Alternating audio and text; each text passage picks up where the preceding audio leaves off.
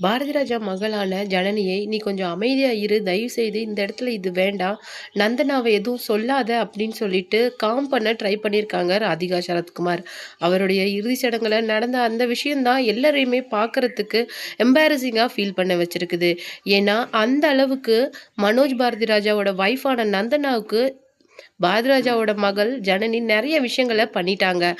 அவருடைய கணவரான மனோஜ் இறந்ததுலேருந்து இன்னைக்கு ஃபாதர் இன் லா இறக்குற வரைக்குமே இந்த 1 வருட காலத்துல ஜனனி வந்து நந்தனாவுக்கு பண்ணுன விஷயங்கள் ரொம்பவே மோசம்.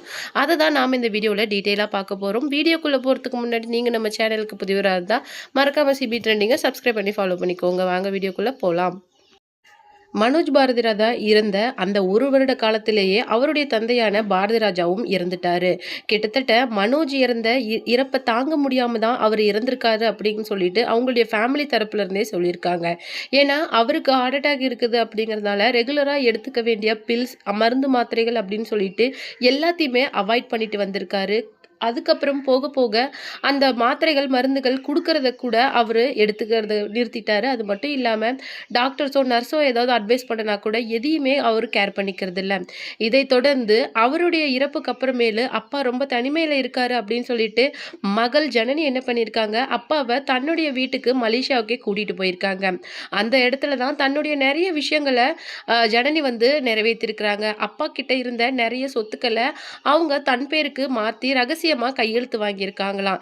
இதுக்கு பாரதிராஜாவோட மனைவியும் உடந்தையா இருந்திருக்காங்க அப்படின்னு சொல்லப்படுது. அந்த வகையில பார்க்கும்போது பாரதி ராஜாவுக்கு உடல்நிலை அங்க கொஞ்சம் மோசமாகவே அவங்கள நீலாங்கரையில இருக்கிற வீட்ல ஒரு நர்ஸ் மற்றும் ஒரு டாக்டர அப்பாயிண்ட் பண்ணிட்டு இங்கேயே விட்டுட்டு அவங்க மலேசியா போயிட்டாங்க. அவருடைய மனைவியும் தேனியில இருக்கிற பண்ணை வீட்ட பார்த்துக்க ஆள் இல்ல அப்படின்னு சொல்லிட்டு அங்க போயிட்டாங்க. அதுக்கப்புறம் தான் அவருக்கு உடல்நிலை அப்படிங்கிறது ரொம்பவும் மோசமா போயிட்டு இருந்திருக்கு. அது மட்டும் இல்லாம எல்லாமே தன்னுடைய கைய விட்டு போயிடுச்சு அப்படின்னு அவரு நெனச்சு நெனச்சு நாள் முழுக்க உருகியிருக்காரு. அது மட்டும் கிடையாது. மனோஜ் பாரதி ராஜா மேல தன் பேர்ல இருக்கிற சொத்துக்கள் எல்லாம் மாற்றி வைக்கணும் அப்படிங்கிற நேரத்துல அவர் எடுத்த முடிவு முடிவுக்கு அப்புறம் தான் அவருடைய மகனான மனோஜ் பாரதி ராஜா இறந்திருக்காரு. அதைத் தொடர்ந்து அந்த விஷயங்கள் அப்படியே கிடப்பில போடப்பட்டிருக்கு.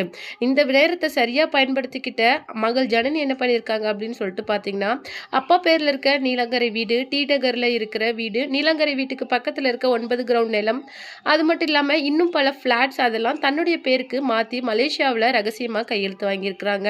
அதைத் தொடர்ந்து இறுதிச் சடங்குல என்ன நடந்திருக்கு அப்படின்னு சொல்லிட்டு பார்த்தீங்கன்னா, நந்தனா அவருடைய ஃபாதர் இன் லாவோட இறுதிச் சடங்குல உட்கார்ந்துட்டு இருக்கும்போது, வேகமா வந்த ஜனனி என்ன பண்ணியிருக்காங்க, "கொஞ்சம் எழுந்துரு" அப்படின்னு சொல்லிட்டு ரொம்பவும் ஆக்ரோஷமா பேசியிருக்கிறாங்க. அது மட்டும் இல்லாம அவங்கள இழுத்து அந்த பக்கம் விட்டுட்டு அந்த சேர்ல அவங்க உட்கார்ந்திருக்காங்க.